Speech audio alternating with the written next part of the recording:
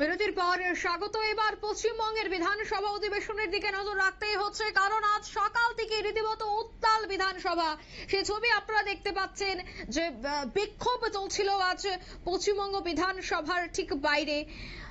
বিধানসভার কার্য বিবরণী বিজেপি বিধায়কদের না দেওয়ার নির্দেশ এবার স্পিকারের এই সিদ্ধান্তের বিরুদ্ধে তীব্র প্রতিবাদ জানিয়েছে বিজেপির সমস্ত নেতৃত্বরা। কারণ বিধানসভায় কার্য বিবরণী বিজেপি বিধায়কদের না নেওয়ার মূলত নির্দেশ ছিল স্পিকারের, আর সেই সিদ্ধান্তের এবার বিরোধিতায় তীব্র প্রতিবাদে নেমেছে বিজেপি। সেই ছবিতে ধরা পড়ছে যে এই বিধানসভা অধিবেশন থেকে বেরিয়ে এসে তারা কিন্তু সেখানে বিক্ষোভ করতে শুরু করে, হাতে ফ্ল্যাগ পোস্টার নিয়ে তারা এই বিক্ষোভে সামিল হয়। তবে এই বিক্ষোভ প্রদর্শন থেকে কি বলছেন শুভেন্দু অধিকারী, শোনাচ্ছি। যার একটা চোখ বন্ধ।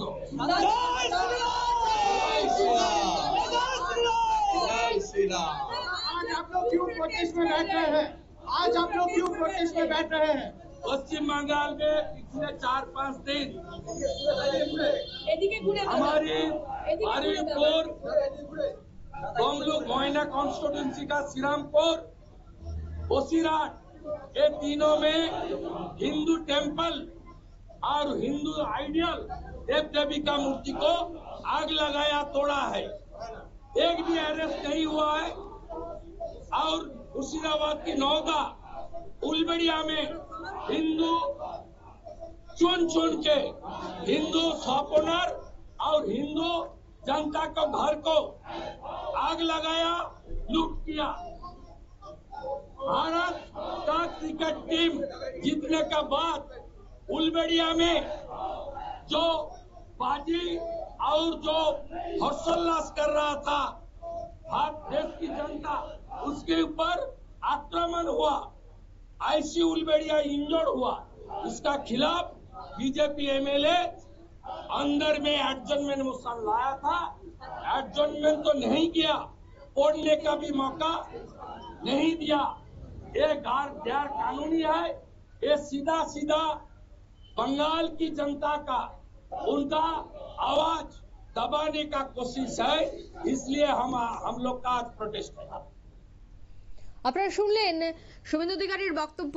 তিনি এক প্রকার বিক্ষোভে সামিল হয়ে সুর চড়িয়ে বললেন যে সেখানে কোনো ধরনের পদক্ষেপ গ্রহণ করা হচ্ছে না, মন্দির ভেঙে ফেলা হচ্ছে, সেখানেও কোনো ধরনের কোনো পদক্ষেপ গ্রহণ করা হচ্ছে না। কেন গ্রহণ করা হচ্ছে না, এই বিষয়গুলিকে কেন্দ্র করেই কিন্তু আজ তারা বিক্ষোভে নেমেছে। তবে আরো বিস্তারিত জানবো, টেলিফোন লাইনে এই মুহূর্তে যুক্ত হয়ে গেছে প্রতিনিধি রাজীব দত্ত। রাজীব, ঠিক কি জানতে পারছো?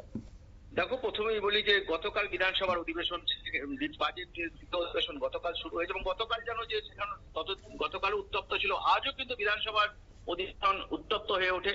মূলত যে অভিযোগটা একটি মুলতবি প্রস্তাব নিয়ে বিজেপির পক্ষ থেকে একটি মুলতবি প্রস্তাব আনা হয়েছিল, যেটা যে রাজ্যের বিভিন্ন জায়গায় মন্দির ভাঙা হচ্ছে, সেখানে মূর্তি ভেঙে দেওয়া হচ্ছে, সরকার কোনো ব্যবস্থা নিচ্ছে না। এবং গত কয়েকদিন আগে বারুইপুরে এরকম ঘটনা ঘটছে এবং সরকার পুলিশ কাউকে গ্রেপ্তার করেনি, এমনকি অভিযোগ প্রথমে নিতে চায়নি। এই বিষয়টা নিয়ে মুলতবি প্রস্তাব আনেন বিজেপি বিধায়করা এবং তারা আলোচনার দাবি জানান। যখন আলোচনার দাবি করেন এবং স্পিকার বলেন না এটা আলোচনা করা যাবে না, তখনই কিন্তু হইচই শুরু হয়ে যায়। বিধানসভা হইলে নেমে বিজেপি বিধায়করা তারা বিক্ষোভ দেখাতে শুরু করেন, চিৎকার চেঁচামেচি শুরু করেন এবং তাদের হাত থেকে কার্যবিবরণীগুলো বিধানসভা দেওয়া হয়। সেই কার্যবিবরণীর কাগজের টুকরোগুলো ছিঁড়ে তারা স্পিকারের দিকে ছুঁড়ে মারতে থাকেন। তখন স্পিকার অত্যন্ত ক্ষুব্ধ হন এবং স্পিকার নির্দেশ দেন পরবর্তী ক্ষেত্রে অর্থাৎ আগামীকাল থেকে এরপর কোনোভাবে যেন বিধানসভার কার্যবিবরণী বিজেপি বিধায়কদের না দেওয়া হয়।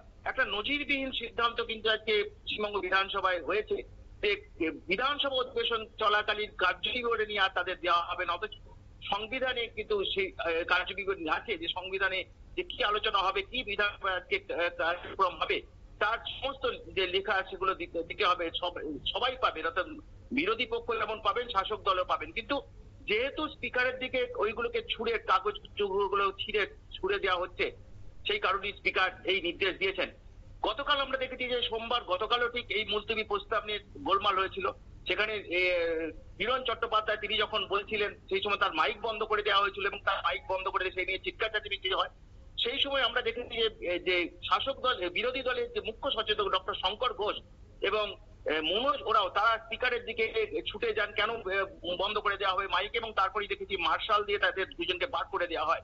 এই ঘটনার প্রতিবাদ জানিয়েছিলেন, তীব্র প্রতিবাদ জানিয়েছিলেন ফালাকাটার বিধায়ক, বিজেপি বিধায়ক দীপক বর্মন। তাই সেই জন্য তাকে অধিবেশন থেকে সাসপেন্ড করা হয়েছে। এই অধিবেশন থেকে আজও কিন্তু একই ঘটনা ঘটলো, এবং যে সেখানে বিরোধীদের কোনো আলোচনা করতে দেওয়া, অভিযোগ বিজেপি যে বিরোধীদের কোনো আলোচনা করতে দেওয়া হচ্ছে না।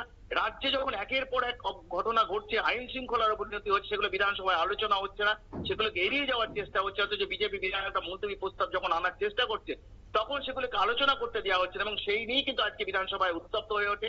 তারপরে কিন্তু তারা সভা ছেড়ে বাইরে বিক্ষোভ দেখান। তো এই ধরনের আজকে যে সিদ্ধান্তটা আজকে স্পিকার দিয়েছেন যে আগামী দিনে চলতি অধিবেশনে কোনো কার্যবিবরণী আর বিজেপি বিধায়করা পাবেন না, অর্থাৎ বিধানসভায় কি চলবে, অর্থাৎ বিধানসভা অধিবেশনে কি কি আলোচনা হবে, সেই কার্যবিবরণী তারা আর পাবেন না, যেহেতু তারা ওইগুলোকে ছিঁড়ে স্পিকারের দিকে ছুটছেন। অর্থাৎ এটা একটা নজিরবিহীন নির্দেশ আজকে পশ্চিমবঙ্গ বিধানসভার স্পিকার বিমান বন্দ্যোপাধ্যায় দিয়েছেন। অঙ্কিতা, ধন্যবাদ। অর্থাৎ পশ্চিমবঙ্গ বিধানসভা রীতিমতো উত্তপ্ত এবং সেই ছবি আপনারা দেখতে পাচ্ছেন। আজ সকাল থেকেই ছিল উত্তাল পরিস্থিতি।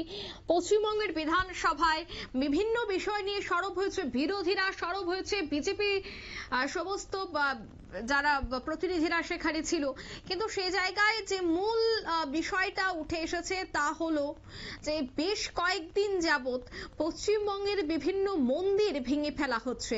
বিভিন্ন জেলায় এই ধরনের খবর, এই ধরনের অভিযোগ যখন উঠে আসছিল, তখন কেন কোনো ধরনের পদক্ষেপ গ্রহণ করা হচ্ছে না, কেন তাদের বিরুদ্ধে কোনো ধরনের ব্যবস্থা গ্রহণ করা হচ্ছে না, এই বিষয়গুলিকে কেন্দ্র করে কিন্তু আজ দেখা গেছে অধিবেশনের দ্বিতীয় দিন রীতিমতো উত্তাল ছিল পশ্চিমবঙ্গের বিধানসভা অধিবেশন। নিয়ে নিচে ছোট্ট একটি বিজ্ঞাপন বিরতি, সঙ্গে থাকুন।